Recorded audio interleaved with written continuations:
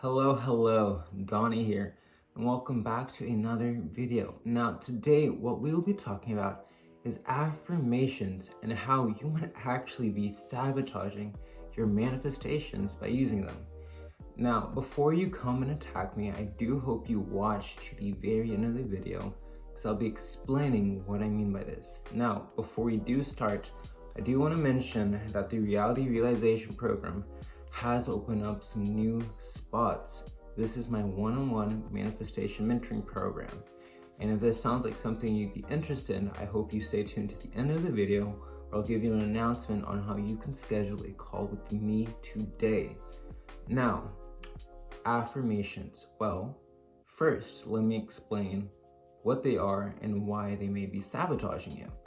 You see, an affirmation is generally a statement or a presumption, generally used in, say, the law of assumption or general law of attraction techniques. You see, you use this affirmation to try to convince your inner spirit, your thoughts and perceptions of a desired reality to be true. If you say something like, I'm wealthy, I'm beautiful, these are considered affirmations. Mantras, too, are generally considered an affirmation. Now, the aspect of this that I say can be sabotaging you is specifically how your brain works. You see, what an affirmation does is it allows you to access a part of your subconscious. You basically interact with your subconscious mind consciously. When you say the affirmation, I am wealthy, what you're doing is telling yourself that this is something that is true. The reason this can be sabotaging you is that your mind isn't very dumb. You see, you as a conscious being are only accessing roughly less than 1% of the total information in your environment. You see, it's your unconscious mind that is responsible for picking up all the other pieces of that information, filtering them and determining what it wants to do with that information, how it should react to it. So because of that, when you say I'm wealthy, what is going to happen is your reticular activating system, the part of the brain responsible for determining the validity of information and really handling it, is going to fact check that. It's going to go through all the memories, the beliefs, the perceptions, the energetic ties you have to this statement. And if you say I'm wealthy, but you don't internally believe this to be true, if this doesn't feel true to you, what is going to happen is it's going to negate this fact because it's trying to protect you. If you were to try to convince yourself of something that it doesn't believe to be true, this could be harmful. It could lead you to making decisions that doesn't align to what is true internally. So because of that, by negating it, you're now putting up a resistance.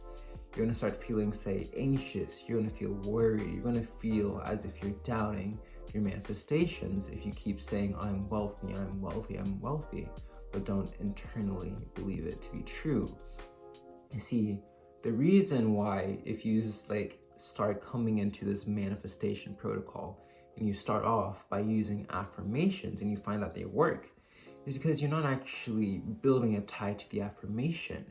You're not actually building the tie to this factor of I'm wealthy.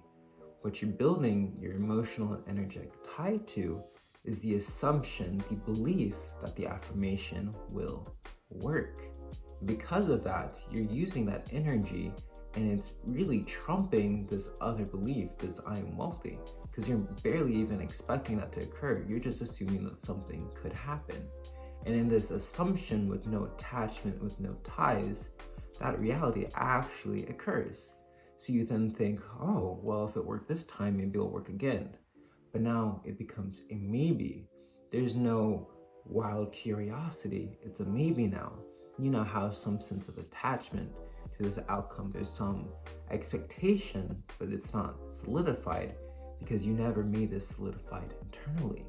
So you try it again. Maybe you now want a romantic partner. So you say, well, I am loved, I'm in this relationship with XYZ. But now because you have this sense of attachment to this outcome, you start getting a little worried. You start wondering, well, maybe it happened last time, but what if that was a fluke? What if it doesn't happen this time? What if What if this affirmation thing doesn't work all the time? Oh no. Now this worry starts breeding this resistance. You start separating from that desired reality. You start getting out of resonance. And because of that, the affirmation now built a new block that wasn't even there before. And because of this, affirmations over time become less and less effective. Now, this is how it sabotages you, but this is not always the case. If you remember back to at the very beginning of this video, I mentioned that your unconscious mind handles 99% of that total information, and your conscious mind handles less than 1%. This factor is the reticular activating system, how it relates to statements. You can use this instead of causing a resistance to actually work for you. It's the factor of a question. If you're part of the Discord or part of my other content, you'll see that I've mentioned this technique multiple times. It's called the rhetorical question.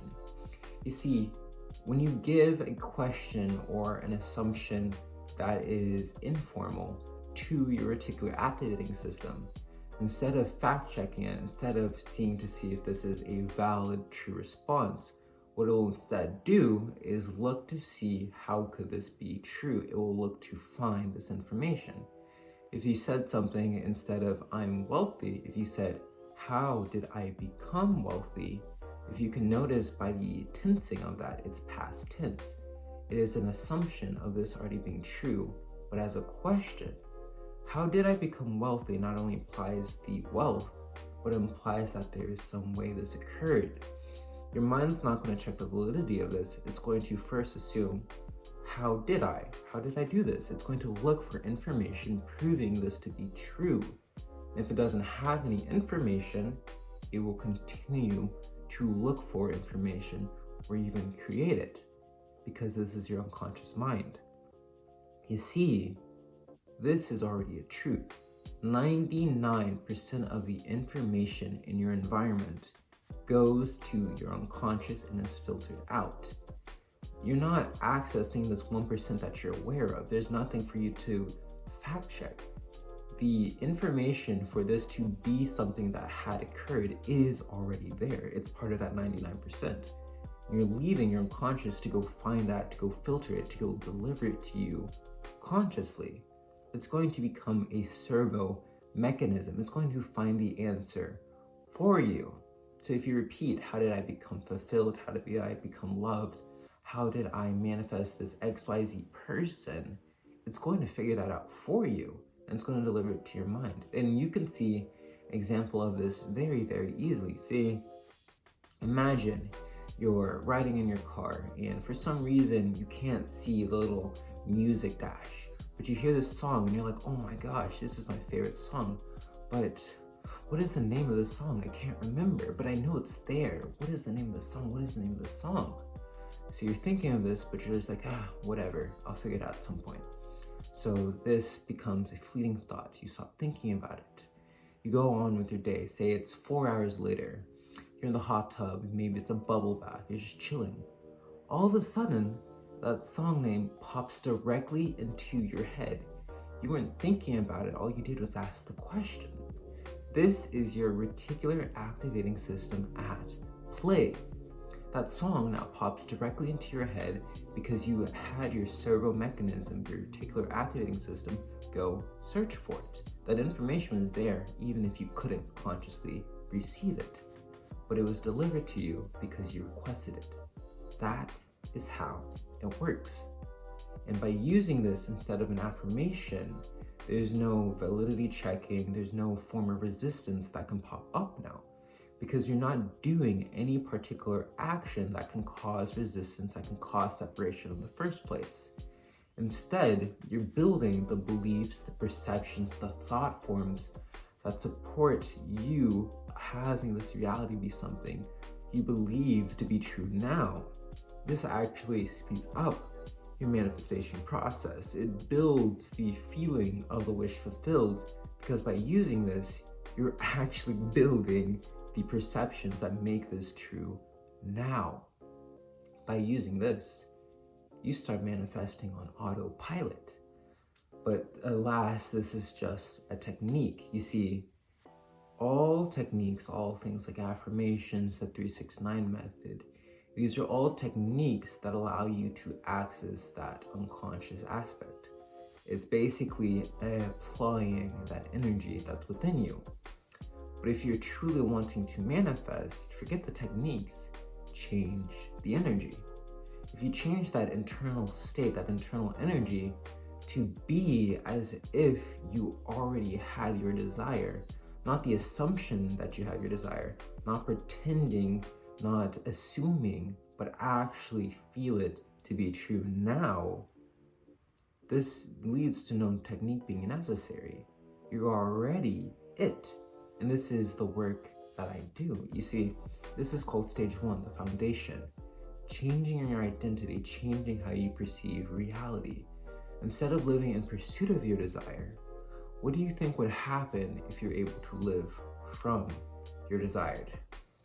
And if you're curious on how you can start living from that desire, as I mentioned at the beginning of today's video, my reality realization program, my one-on-one manifestation mentoring, sole purpose is to help you do this.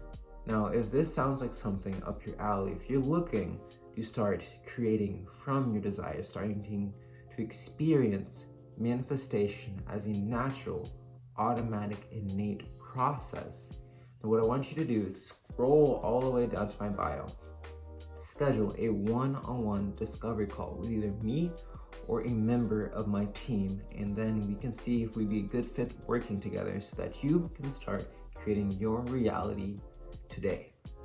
Now, with that, I also want you to go join the free Discord group. You see, I don't want you to wait for this call to get started. I want you to start getting access to this now. And I have a free guided manifestation. I have guides, free resources, all in that Discord group so that you can start applying these techniques today, so that you can start creating your reality right now. So feel free to click that first link in my bio, join that Discord group, and see how you can change your entire reality. And with that, I would like you to like, comment, share, and subscribe. Not only so that you can find out more of my videos, so that you can hear more about these techniques, this understanding of the nature of reality, but so that others can find out this too, that they can find out that they are the operating principle, that the techniques, that all of these things are just using the aspect that's already within you yourself. You are how you create reality. You are the observer. So with that, thank you, and I hope I get to talk to you soon. Peace.